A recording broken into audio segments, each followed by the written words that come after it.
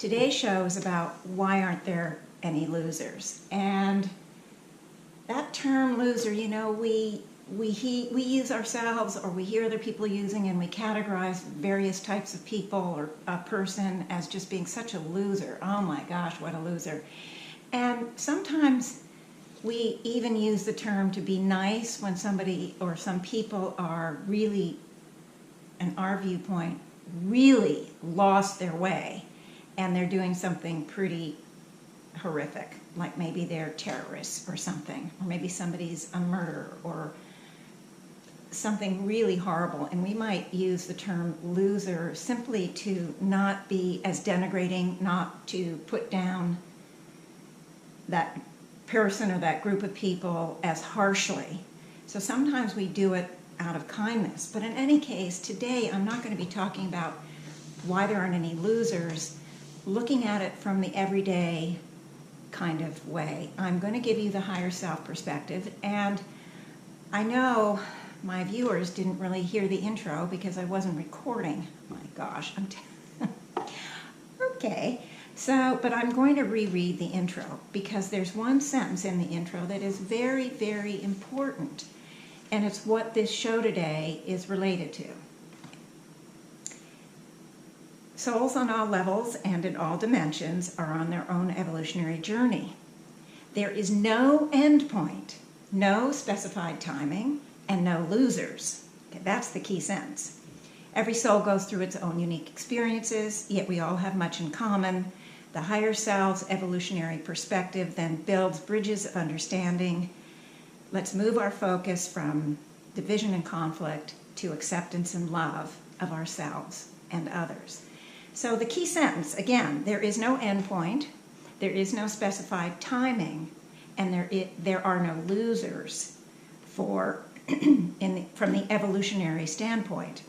So let's just begin with the beginning of the sentence, there is no end point, because it kind of builds on itself. And so I want to begin with the idea that there is no end point.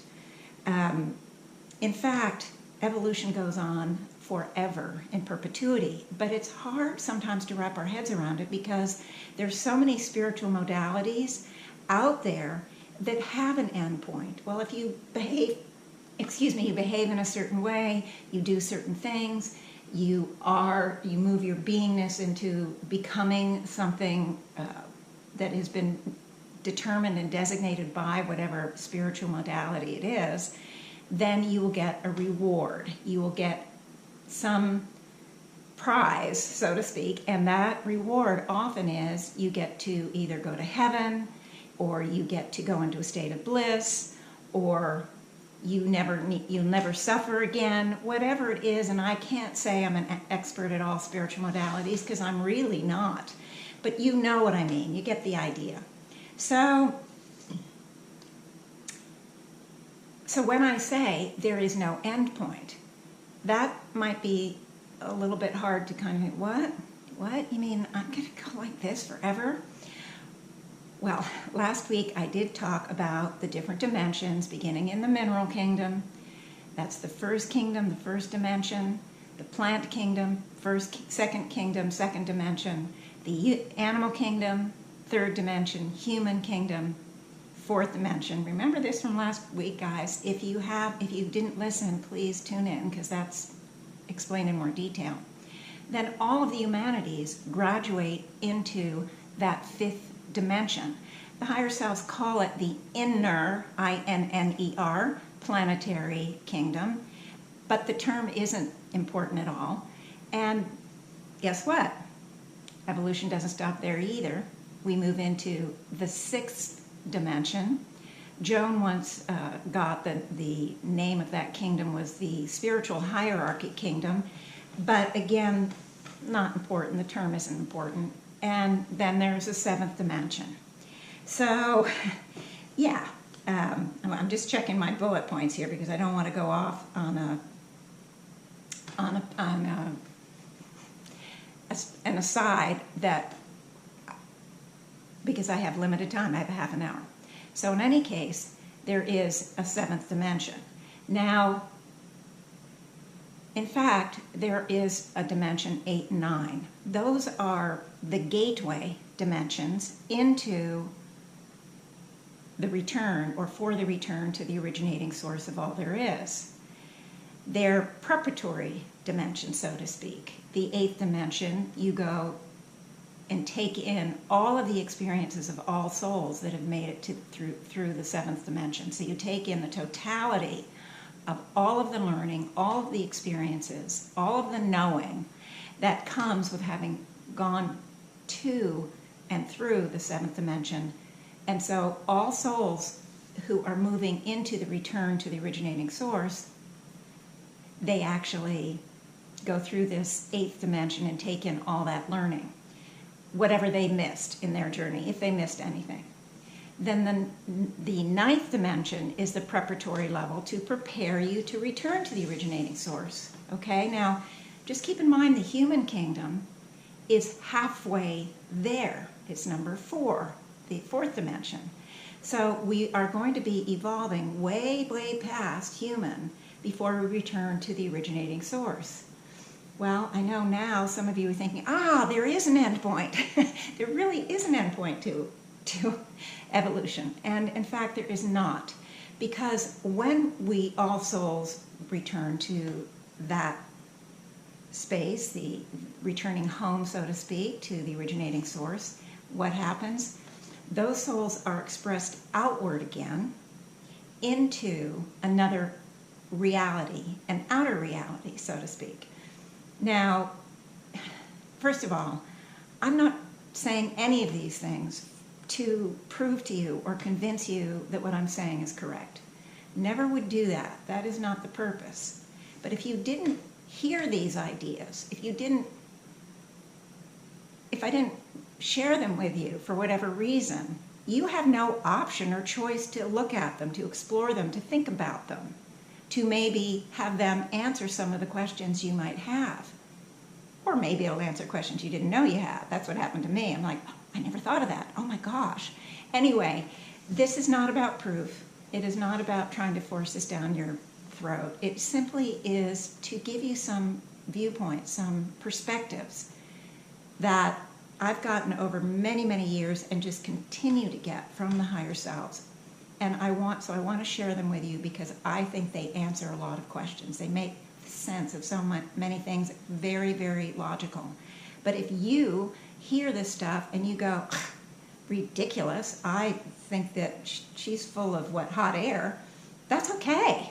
There isn't any reason for anybody to take it in if you don't feel to. So reject the heck out of it. It's really fine.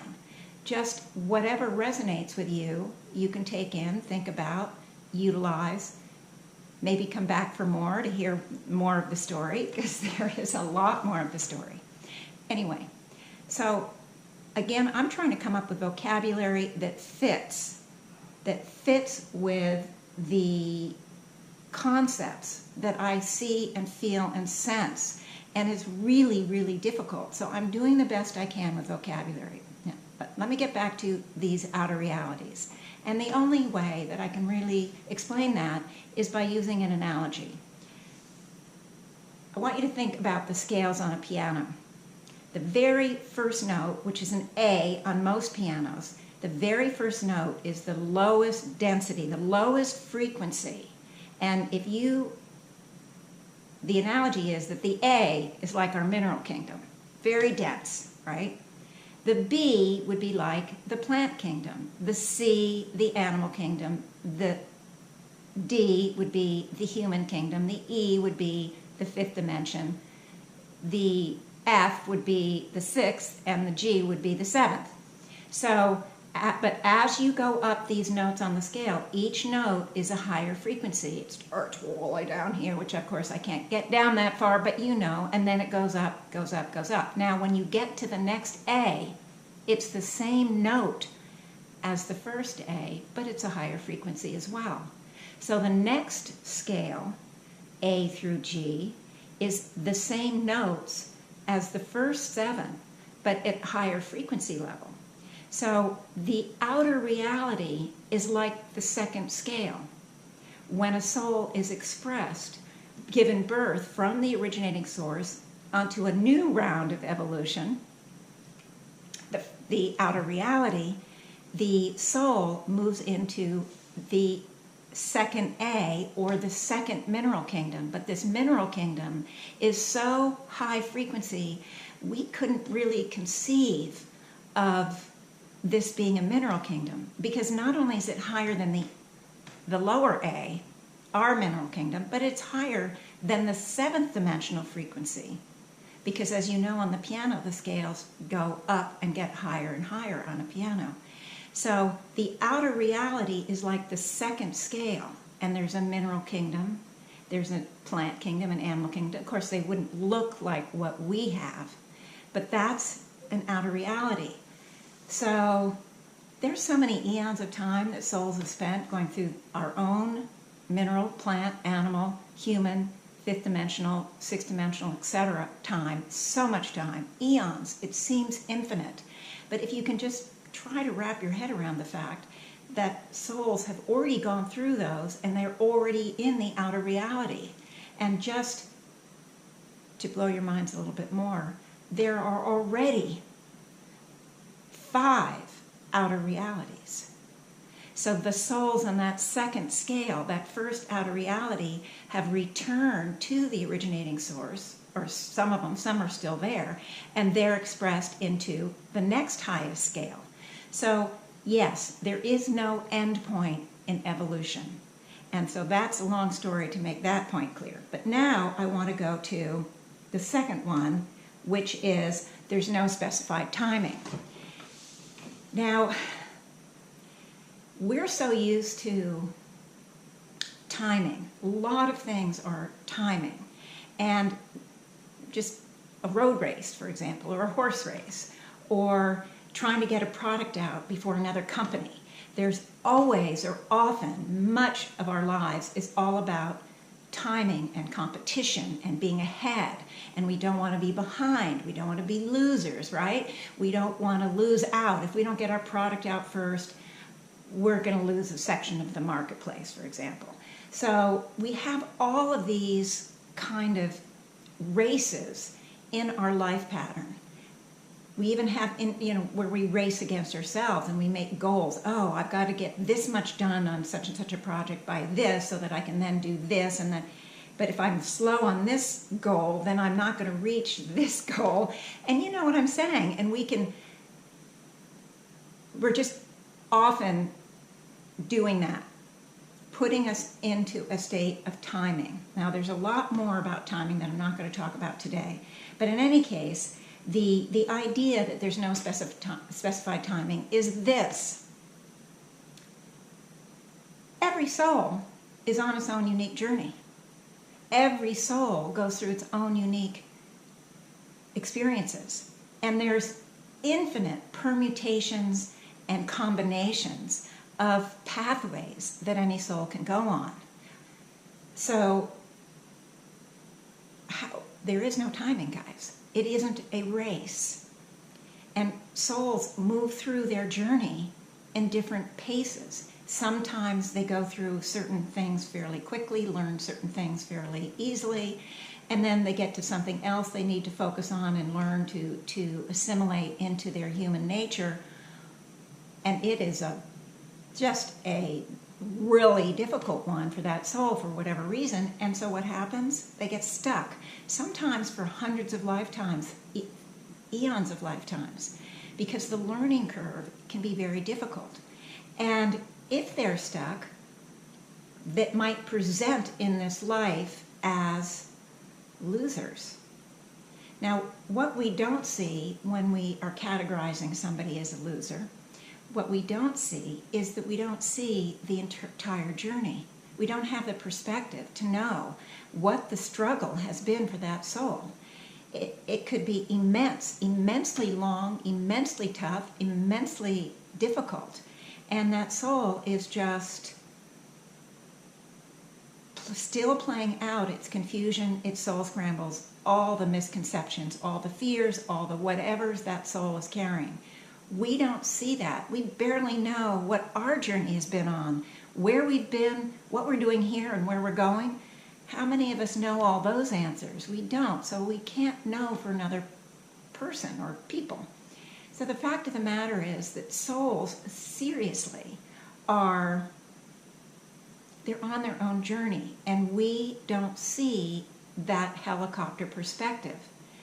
If we knew their journey, we would understand. They aren't necessarily, strike that, not that, I'm not going to go there. We don't understand. So, the higher selves, of what they're saying is that the timing, there's no specified timing, because every soul is on this very, very complex journey. And there are no losers. Not only could somebody who we classify in one way or another as a loser, maybe they're criminals, maybe they're abusers, maybe they're victimizers, maybe whatever they are that we see as really bad, or maybe they're just, they were born with a silver spoon in their mouth and they are arrogant and just don't care about others or whatever. Whatever the category an individual person might be in someone's mind to call them a loser, that's because that's how they're presenting right now in this week, this year, this decade, this lifetime. So some of them we'd understand, we'd give benefit of the doubt, we'd say, this person grew up with parents that abused them, they were drug addicts, or they died when the child was young and the child went into the foster care system. And we'd have, because so many people really do want to understand, so many people do want to have empathy, so they excuse a lot of behavior. It doesn't mean that the behavior is okay, but they would understand, so to speak. But there are other types of loser behavior that people would not find benefit of the doubt, like terrorists, for example. So, and I hate to use terrorists because that's such a hot button word, but you know what I'm talking about. There's some people that really indicate that what their lives are now, whatever role they're playing, wherever they are in their life pattern today, is just but the teeniest window to who they are. And so, on the one hand, they aren't losers because they're stuck right now, and we see they're stuck. What we don't realize is that all of us have been stuck.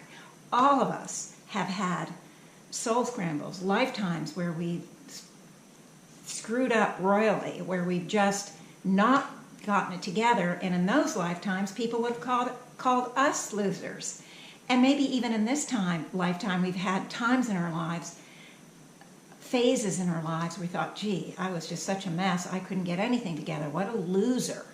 And then, don't we try to turn ourselves around and move out of that phase? So we don't know where we've been.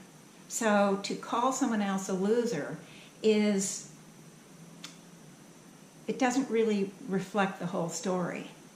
The other part about there are no losers is that in evolution, no soul ever gets lost.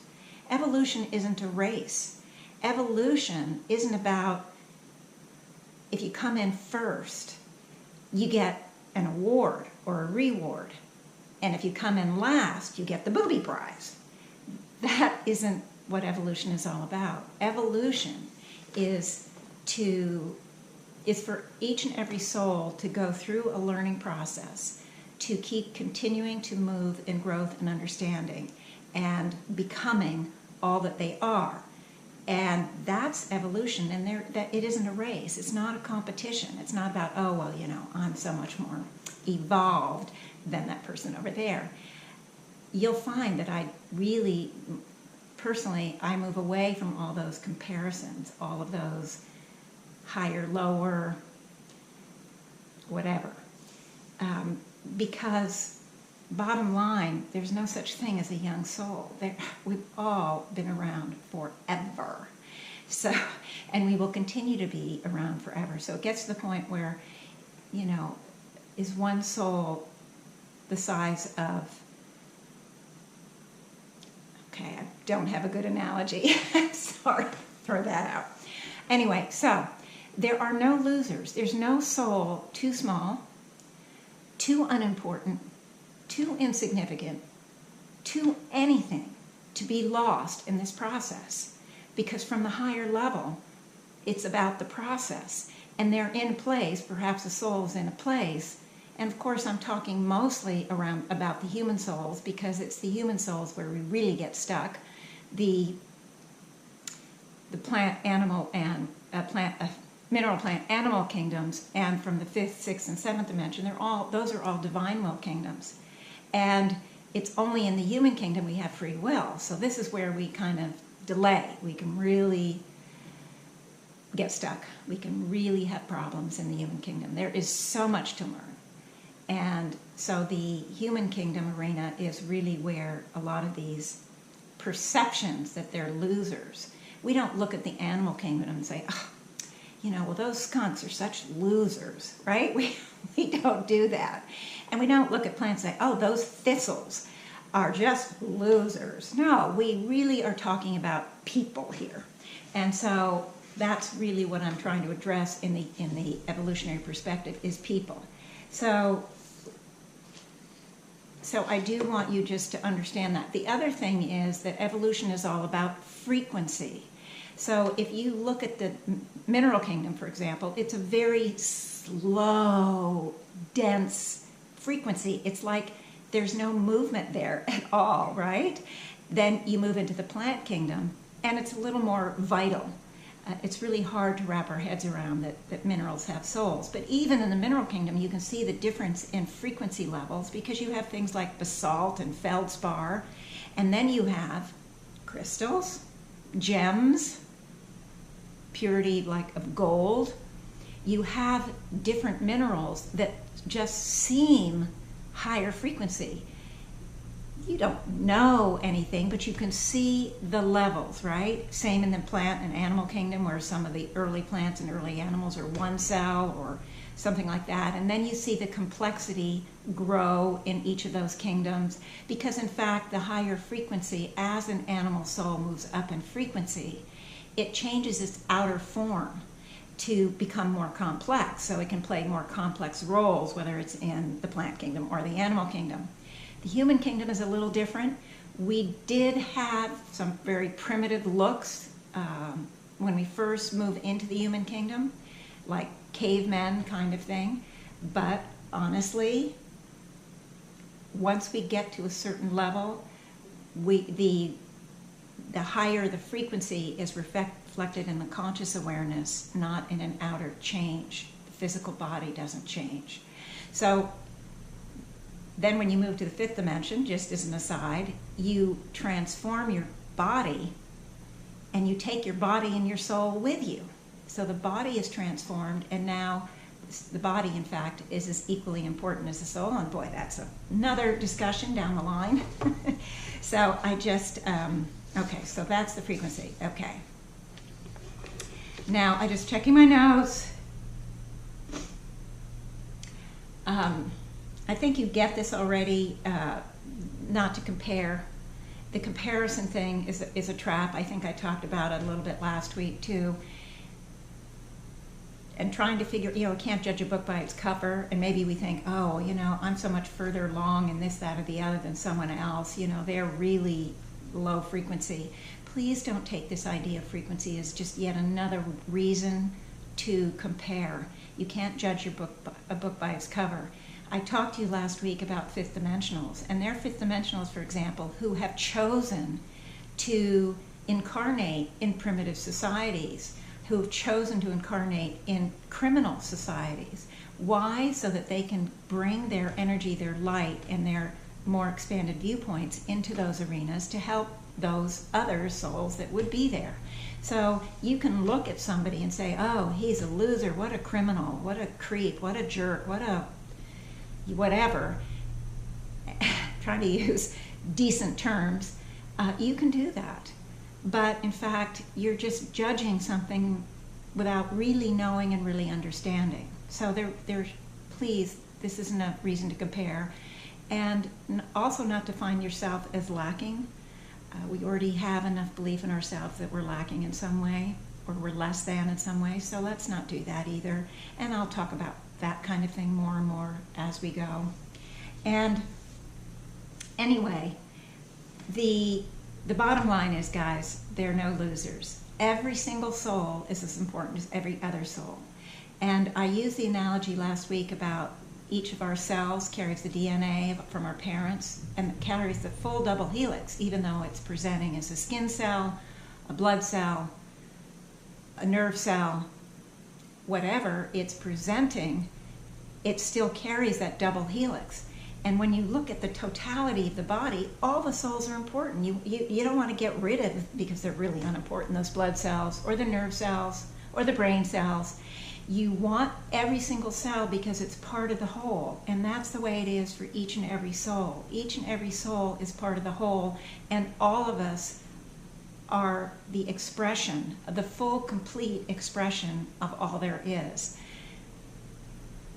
So, let's not forget, every soul is important. There are no losers. Now, I also want to bring out that there are no victims. Now, this is going to be the topic for next week, so I'm not going to go on about it, but I wanted to give you a little preview to say, okay, we did no losers. Now, how about let's go to no victims? And I know you're trying to wrap your head around, no victims, what are you talking about? Of course they're victims. And that's really understandable, but I'm going to give you a different viewpoint. So next week, so we'll talk about it later. Meanwhile, I want to thank everyone for tuning in. I think I forgot to do that in the beginning. Please understand that I am a podcast now. It's still a podcast every week. You can find those on your smartphone podcast app. You can find me on my website, higherselfvoice.com, and I'm also videoing it. And once it gets edited, especially for the complete goof up we had this morning, once we get edited, it is going to go up on YouTube and then, of course, on Facebook. So I want to thank every single person for being on this journey with me, for being part of my community, and because I tell you, I get something out of sharing. I learn every day, and as we go, I will share more and more. I'm doing some basics right now for you guys, but at some point, not too far down the line, I'm going to share with you some personal experiences, some specific things. Anyway, my email is jvvmrichmond@gmail.com. If you have any questions, you want to sign up for a private healing session, you can certainly contact me. And no question is too silly, too stupid, because if you have the question, so do other viewers and listeners. So with that, I want to say goodbye.